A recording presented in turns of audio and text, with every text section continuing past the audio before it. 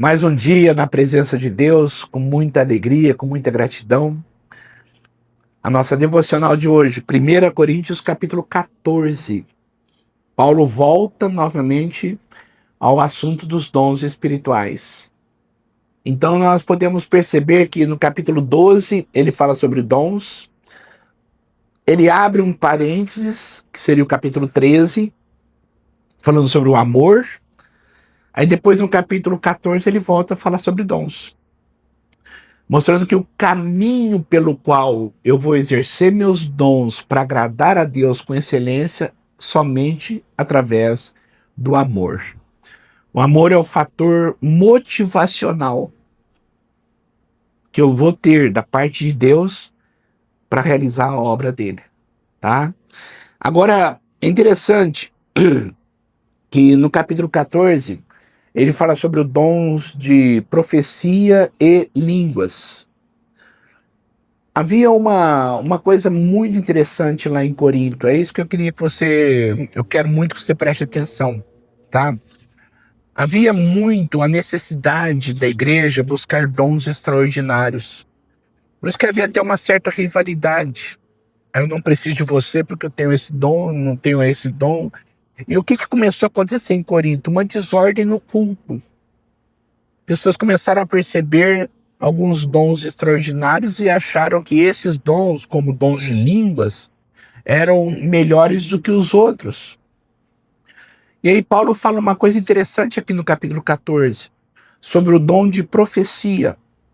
Queridos, profetizar não significa prever futuro, não significa adivinhar, tá? Não significa isto. Profetizar significa falar da palavra de Deus, que já está fechada. A profecia é a Bíblia. E quando eu profetizo, é quando eu falo da Bíblia. Eu profetizo falando da Bíblia. Quando eu cito um texto da palavra de Deus, eu estou profetizando. O pastor, quando prega a palavra, ele é um profeta, porque ele não está falando da parte dele, e está falando da parte de Deus, da palavra de Deus. Não é ficar prevendo coisas, isso é premonição, isso não tem nada a ver com Bíblia. As profecias do Antigo Testamento davam luz ao futuro, porque em Jesus as coisas iriam se cumprir. As profecias bíblicas com referência ao futuro que ainda não aconteceram, como a segunda vinda de Jesus, dão referência às coisas que ainda virão. Mas só que quando eu profetizo, eu não vou ficar já falando sobre coisas que ainda virão. Porque a Bíblia já foi fechada, o cânon já foi fechado em Apocalipse. Então, o que é profetizar hoje? É falar da Bíblia. O que é profetizar? É falar da palavra de Deus. E o que é profetizar? Aqui, o versículo 3 deixa isso bem claro. Bem claro. Mas quem profetiza o faz para edificação. Quem profetiza faz para edificação, encorajamento e consolação dos homens. É isto que é profetizar. Profetizar é edificar.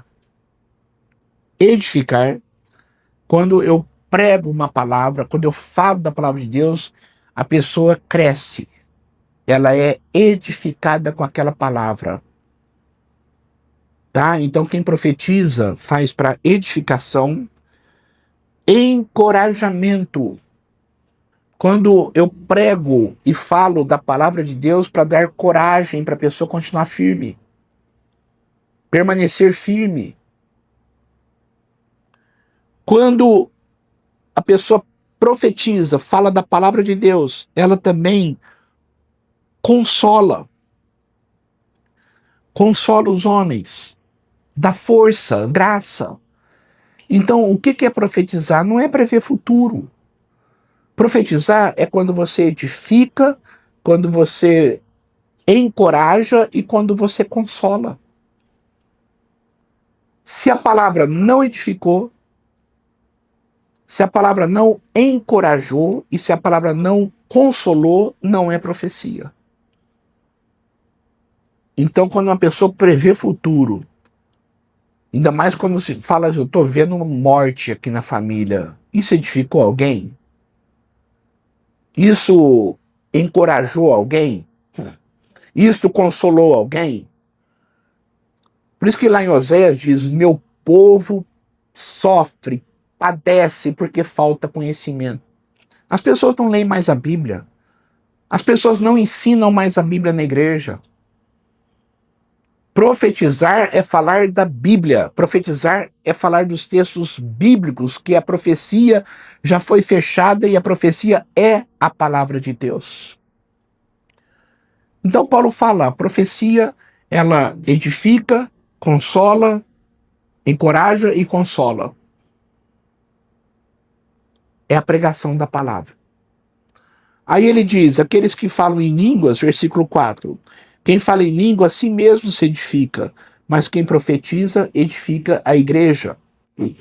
Aqui é muito interessante que ele vai falar sobre o bem comum, tá? Os dons que são usados para edificar os outros, edificar a igreja.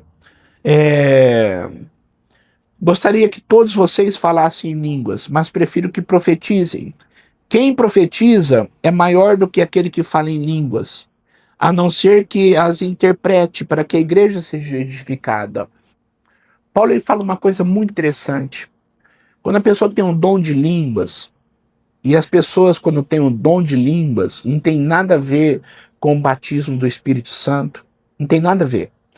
O batismo do Espírito Santo lá de Atos dos Apóstolos, nós já vimos, eram línguas conhecidas, que eles falavam o celta, a Mesopotâmia, o Egito, as pessoas entendiam na sua própria língua materna. Então as evidências de línguas conhecidas, porque o evangelho é para todas as nações, de Atos, é totalmente diferente aqui de Corinto. As pessoas bagunçam tudo, mostrando que é a mesma coisa, e não é. Então tem pessoas que falam que você tem que ter o dom de línguas quando é batizado pelo Espírito Santo. Não é. Não é. Tá? Eu garanto para você que não é. Por quê? Se Deus disse que cada um tem o seu dom específico para edificar o corpo e nem todos são mãos, nem todos são olhos, nem todos são ouvidos, mas cada um tem o seu dom específico, como todos vão ter o dom de línguas? Isso é uma contradição tremenda. Então, algumas pessoas têm o dom de línguas. Mas Paulo está dizendo uma coisa interessante aqui. O dom de línguas edifica você. E quando você fala na igreja, você tem que ter uma pessoa que tem um dom de interpretar. Senão você fica calado. Por quê? Porque na igreja é lugar de todos se edificarem. Essa é a ideia que ele vai passar aqui. É o que não acontecia na igreja de Corinto. E é o que não acontece em muitas igrejas hoje. Onde as pessoas no culto começam a falar em línguas, ninguém interpreta e todo mundo fala junto. E quando ora, todo mundo ora junto. Como que eu vou falar um amém se eu não estou entendendo nada e muitas vezes não estou ouvindo nem oração de quem está falando porque todo mundo ora junto? Então são coisas que nós precisamos pensar, sabe? Reavaliar. O versículo 9. Assim acontece com vocês. Se não proferirem palavras compreensíveis com a língua, como alguém saberá o que está sendo dito? Vocês estarão simplesmente falando ao ar. Olha só o que Paulo está dizendo. Na igreja, vocês ficam falando em línguas, ninguém entende nada. São palavras que são faladas ao ar. Sem dúvida, diversos idiomas do mundo, todavia nenhum deles é sem sentido. Portanto, Se eu não entender o significado do que alguém está falando, serei estrangeiro para quem fala e ele será estrangeiro para mim. Assim acontece com vocês. Paulo falando para a igreja. Assim acontece com vocês. Visto que estão ansiosos por terem dons espirituais, procurem crescer naqueles que trazem edificação para a igreja. O que Paulo está dizendo aqui é o seguinte: procurem, então, crescer naqueles que trazem edificação para a igreja. Não simplesmente com uma demonstração de poder espiritual. As pessoas pensam que, pelo fato de uma igreja ter manifestações de dons espirituais, ela é espiritual. A igreja de Corinto tinha manifestação de dons espirituais. E era uma das igrejas mais problemáticas que Paulo lidou com ela. Tinha divisão, tinha prostituição, tinha pecado, tinha tudo quanto é coisa complicada ali naquela igreja, tinha orgulho. Então, o que faz uma igreja ser espiritual não é a manifestação de dons espirituais, mas é a manifestação do fruto do Espírito Santo. O amor, a alegria, a paz, a bondade, a mansidão, o domínio próprio, fidelidade, amor. Isto é o que faz uma igreja ser espiritual. Então, algumas pessoas dizem: essa igreja é fria. É fria por quê? Essa igreja é quente. É quente por quê? Geralmente por causa dos dons. É porque aqui tem manifestação de línguas, aqui tem expulsão de demônios, que para mim são mais show de exorcismo do que qualquer outra coisa. Queridos, nós precisamos voltar para a Bíblia. Precisamos voltar para a Bíblia. E Paulo, ele continua, tá falando sobre a igreja de Corinto, que não é diferente de muitas hoje, tá? Por isso, versículo 13, quem fala em uma língua, ore para que possa interpretar, para você falar na igreja e poder interpretar. Agora, se não houver quem interprete, não fale. Versículo 16, se você estiver louvando a Deus em espírito, a questão de falar em línguas, tá? Como poderá aquele que está entre os não instruídos dizer o amém? Aquele que não entende, como é que ele vai dizer amém? Como ele vai dizer amém à sua ação de graça, visto que não sabe o que você está dizendo? Pode ser que você esteja dando graças muito bem, mas o outro não é edificado. Paulo está dizendo, pode ser que você esteja realmente falando em línguas, dando ação de graças muito bem, mas o outro não sabe. Como que ele vai dizer amém se ele não entende o que você está dizendo? Dou graças a Deus por falar em línguas mais do que a todos vocês. Todavia, na igreja, presta atenção nisso. Na igreja, eu prefiro falar 5 palavras compreensíveis para instruir os outros a falar 10.000 palavras em uma língua. Olha só o que Paulo disse, na igreja, eu prefiro falar 5 palavras, todo mundo entenda, do que 10.000 palavras em outras línguas. Irmãos, deixem de pensar como crianças. É pura infantilidade querer mostrar demonstração de poder quando se fala em línguas, no culto, para achar que é mais espiritual que os outros. Deixem de ser como crianças. Com respeito ao mal, sejam crianças, sejam inocentes quanto ao mal. Mas quanto ao modo de pensar, sejam adultos, pensem como adultos. Versículo 23. Assim, se toda a igreja se reunir e falar em línguas, alguns não instruídos ou descrentes entrarão, não dirão que vocês estão loucos. Olha aqui. Quando uma pessoa descrente chegar num culto e todo mundo estiver falando em línguas, eles vão pensar que vocês são loucos. Paulo está dizendo aqui para Corinto. Mas se entrar algum descrente ou não instruído, quando todos estiverem profetizando, falando da Bíblia, pregando a palavra de Deus, edificando, encorajando, consolando, falando da Bíblia. Essa pessoa incrédula, ele, por todos, será convencido de que é pecador, porque está ouvindo a Bíblia e está entendendo a mensagem. E por todos será julgado. E os segredos do seu coração serão expostos. Assim, ele se prostrará com o rosto em terra e adorará a Deus, exclamando: Deus realmente está entre vocês. É a palavra, é a Bíblia que abre os olhos das pessoas para ouvirem que são pecadoras e que Deus pode perdoar os pecados. É a palavra que muda, é a palavra que gera fé, é a palavra de Deus, é a profecia. 26, versículo 26. Portanto, que diremos, irmãos? Quando vocês se reúnem, cada um de vocês tem um salmo, que é uma música, ou uma palavra de instrução,